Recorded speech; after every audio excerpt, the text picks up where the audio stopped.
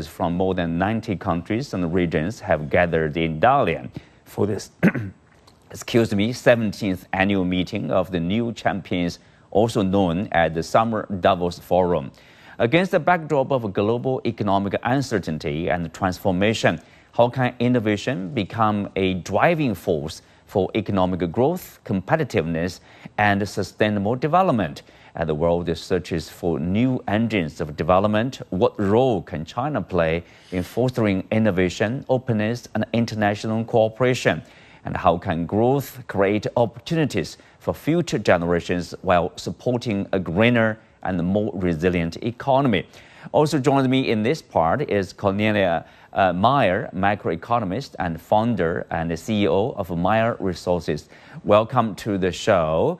Cornelia, welcome to the show. So we have this Davos for this summer Davos here in Dalian.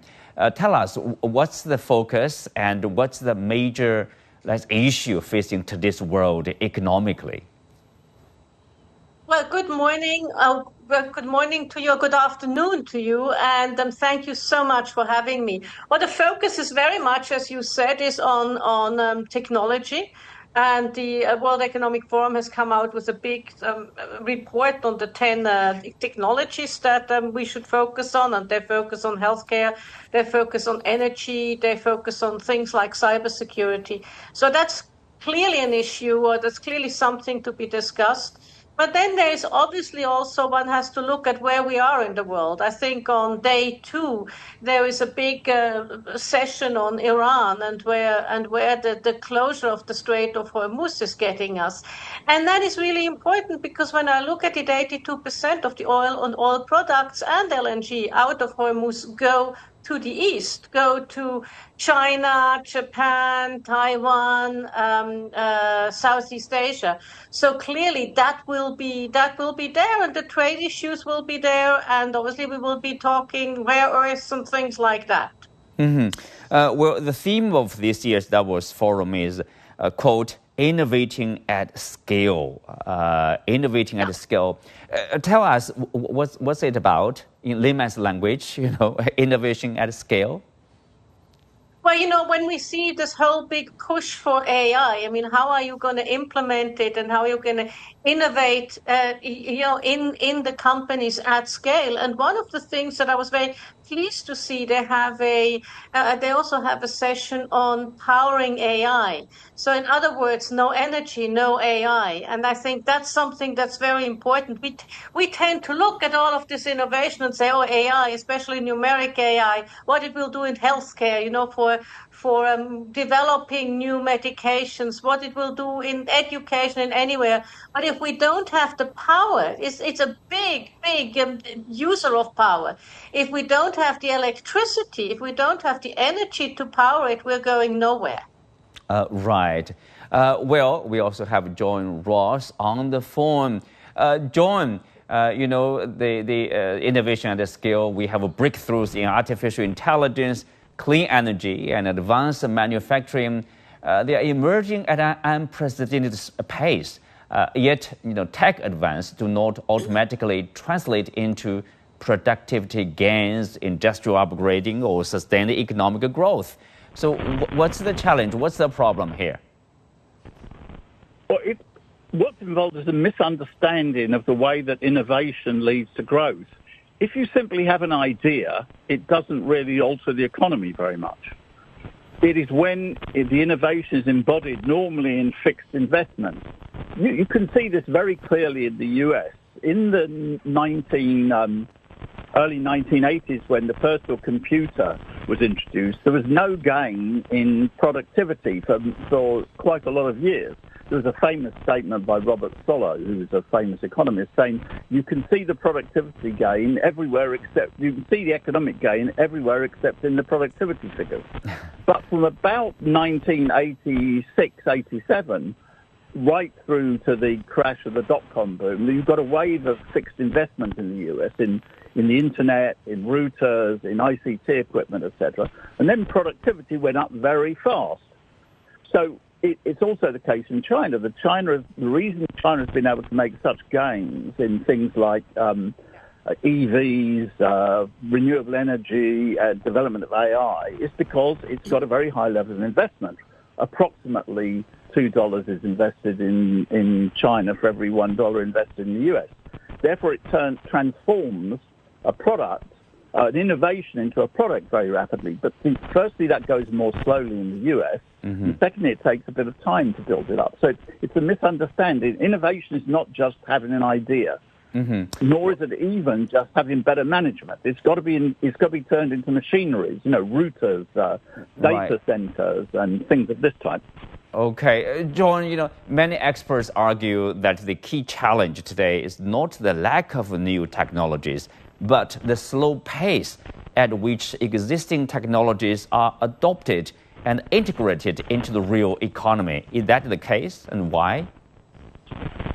Yes, it is the case, and the reason for that is very simple, which is that the level of investment in net terms, don't forget the large amount of the investment which takes place each year just replaces depreciation equipment. It doesn't add to the capital stock.